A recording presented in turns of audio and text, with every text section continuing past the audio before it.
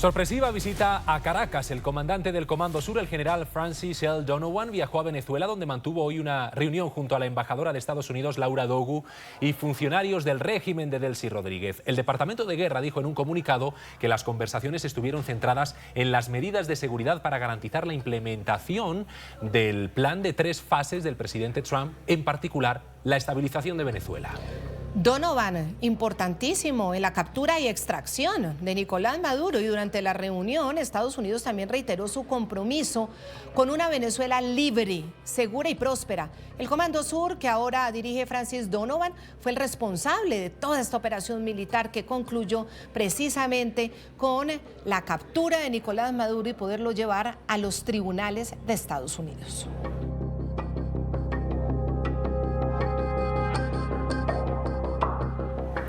Documentos judiciales conocidos por NTN 24 revelaron que el dictador Nicolás Maduro y Cilia Flores, presos en Estados Unidos por narcotráfico, recibieron una visita consular en la cárcel federal de Brooklyn, donde están ahí recluidos desde hace mes y medio.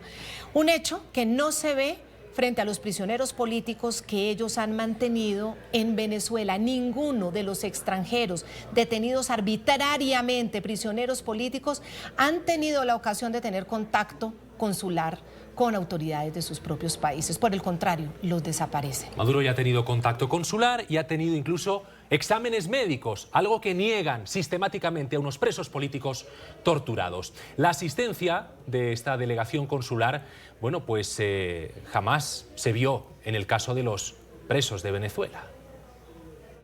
Nicolás Maduro y Cilia Flores recibieron una visita consular en la prisión federal de Nueva York el pasado 30 de enero para facilitarles el acceso a cualquier servicio consular que necesiten, según confirmó la Fiscalía ante la Corte.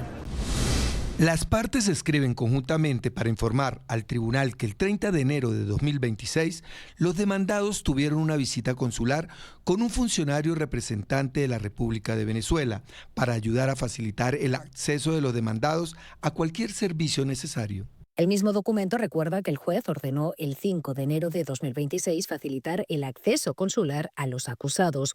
Es que la notificación consular es un derecho por la Convención de Viena e interpretado como garantía de debido proceso por la Corte Interamericana de Derechos Humanos. Artículo 36 de la Convención de Viena sobre Relaciones Consulares.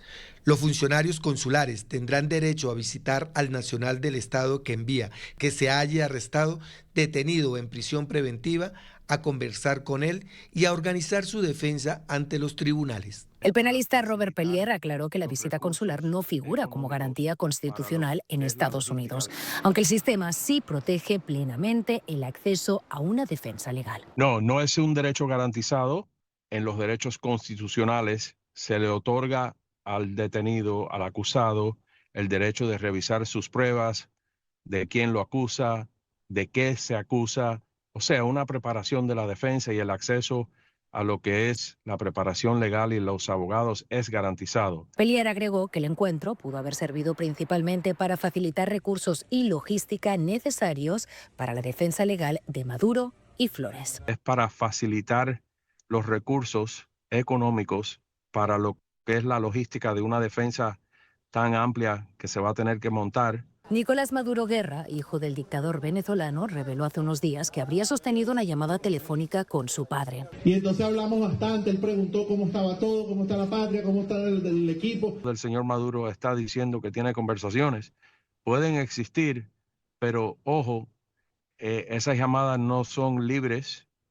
Hay ciertos criterios de seguridad y ciertos criterios administrativos que se tienen que honrar para poder mantener ese privilegio. El Buró de Prisiones que administra el Centro Metropolitano Correccional de Nueva York, donde se encuentran Nicolás Maduro y Cilia Flores, considera las llamadas telefónicas de los presos como un privilegio regulado, con monitoreo y posibles suspensiones por disciplina o seguridad.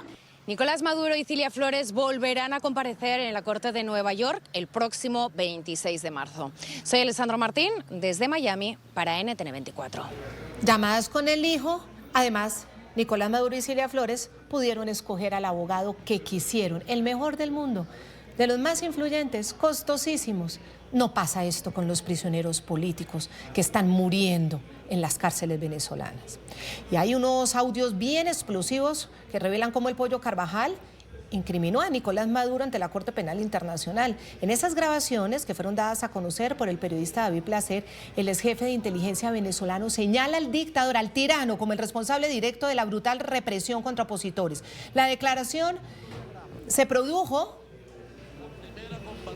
mientras Carvajal estaba detenido en España ante su extradición definitiva a Estados Unidos, donde es juzgado por delitos como narcotráfico y financiación de grupos terroristas en la frontera con Colombia. En el audio, Carvajal señala directamente al jefe del régimen, al dictador Nicolás Maduro, y a otros altos funcionarios de ordenar la represión contra las protestas opositoras en 2014 y 2017, represión con blindados que atropellaron a manifestantes. Dejaron decenas de muertos y presos políticos. Según la revelación del periodista venezolano, la Corte Penal Internacional envió un cuestionario a Carvajal para colaborar con el caso Venezuela 1, en el que evalúa la comisión de crímenes de lesa humanidad por parte del madurismo. Carvajal está detenido en Estados Unidos en medio de un juicio en su contra en la Corte del Distrito Sur de Nueva York.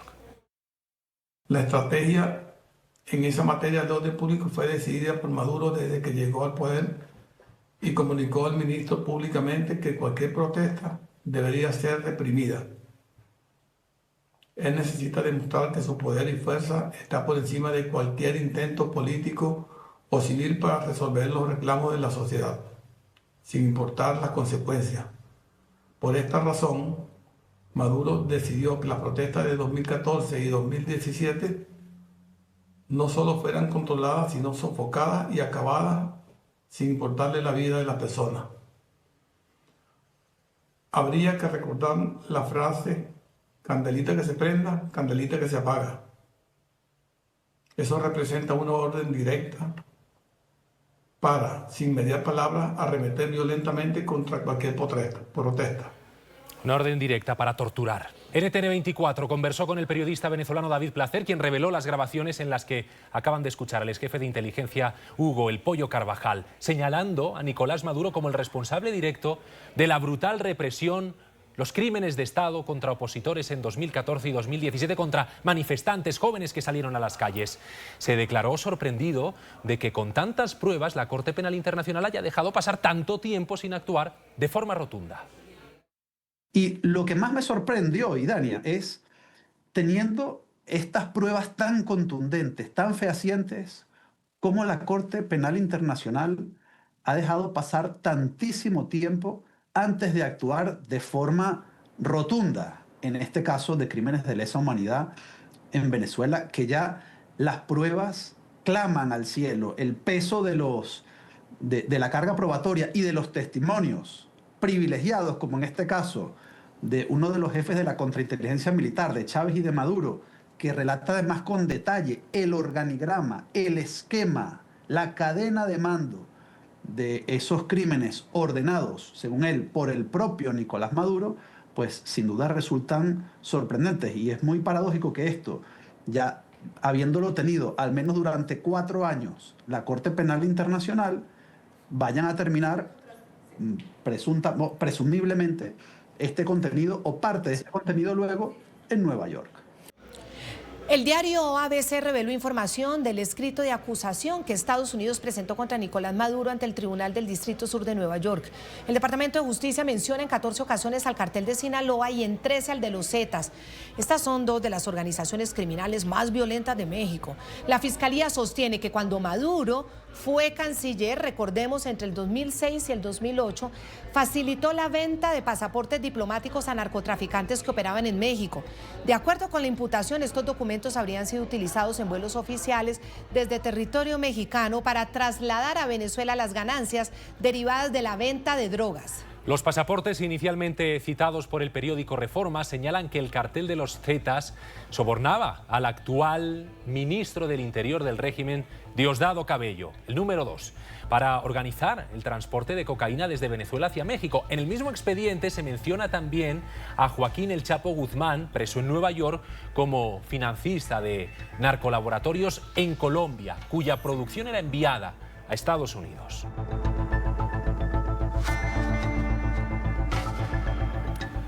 Un día después de la excarcelación del experto petrolero Evanán Romero, el Ministerio Público del régimen venezolano emitió un comunicado sobre la detención ocurrida el pasado 13 de febrero en el Aeropuerto Internacional La Chinita de Maracaibo. En el texto, el régimen intenta defenderse, argumentando que Romero, de 86 años, era solicitado por delitos de estafa y asociación y que no estaba relacionado con temas petroleros ni actividades del sector. El hombre permaneció privado de libertad, recluido y custodiado por agentes de la dictadura en una clínica de Maracaibo. Fue un escándalo porque precisamente lo que espera la sociedad venezolana son excarcelaciones y no nuevos encarcelamientos. Este experto petrolero explicó desde el teléfono de un familiar al diario ABC que fue detenido sin previo aviso y sin que sus abogados fueran notificados de cargos formales, como hacen con todos los prisioneros políticos. Agregó que conoció de la orden cuando intentó abordar un vuelo hacia Caracas. Romero es un experimentado y reconocido consultor con contactos en la industria petrolera venezolana y está organizando reuniones con multinacionales para la reactivación de las empresas del sector energético tras la caída de Nicolás Maduro. El Ministerio Público de la República Bolivariana de Venezuela informa que el pasado día 13 de febrero fue detenido en el Aeropuerto Internacional La Chinita de Maracaibo el ciudadano Evanán Romero Gutiérrez, quien se encontraba solicitado desde el 26 de mayo de 2025 por los delitos de estafa y asociación. En fecha 17 de febrero de 2026 celebró la audiencia de presentación y en atención a la edad del ciudadano investigado y en estricto apego a las garantías constitucionales y procesales, el Ministerio Público solicitó una medida cautelar sustitutiva consistente en régimen de presentación. Dicha solicitud fue acordada por el órgano jurisdiccional competente. Y siguen esperando y siguen presionando los familiares de los presos políticos en Venezuela. Mantienen la protesta. Este miércoles lo hicieron frente a las instalaciones de Naciones Unidas en Caracas. Están cansados del estancamiento en las excarcelaciones prometidas por el régimen, porque aún no han sido liberados. Los que han excarcelado se mantienen o con prevención en la casa, con grilletes, sin autorización para hablar y con requerimiento de presentación. Bueno, aquí estaban con pancartas, fotos de sus seres queridos, exigieron ya a la comunidad internacional, fueron a los organismos internacionales, piden que verifiquen las condiciones de detención y que exijan a la tiranía respuestas concretas. El Foro Penal ha confirmado más de 430 liberaciones desde enero, pero sigue advirtiendo, son más de 644 las personas tras las rejas, arbitrariamente, de manera ilegal, incluidas 47 cuyo paradero es desconocido. Las familias no saben dónde están, no saben si están vivos. El régimen que niega tener presos políticos infla la cifra a casi 900 liberaciones sumando años anteriores y no publica una lista oficial de quiénes serán los excarcelados. Ahorita está decaído de tantas promesas que hacen, que van a excarcelar y no pasa nada, que van a la amnistía y ahora pues no les cubre nada, no se ve que me dice mamá, solo Dios, confiando en Dios, solo Dios puede sacar esta situación. Y fuerte llamado al régimen venezolano sobre acciones necesarias que garanticen un cambio real de cara a una transición completa. La organización Human Rights Watch pidió reformas a las instituciones judiciales al servicio del régimen que deberían incluir la remoción de Tarek William Saab al frente de la Fiscalía General, quien durante años ha sido el encargado de vincular al proceso y de ordenar administrativamente la detención ilegal de centenares de ciudadanos que siguen entre rejas, disidentes y críticos de la dictadura.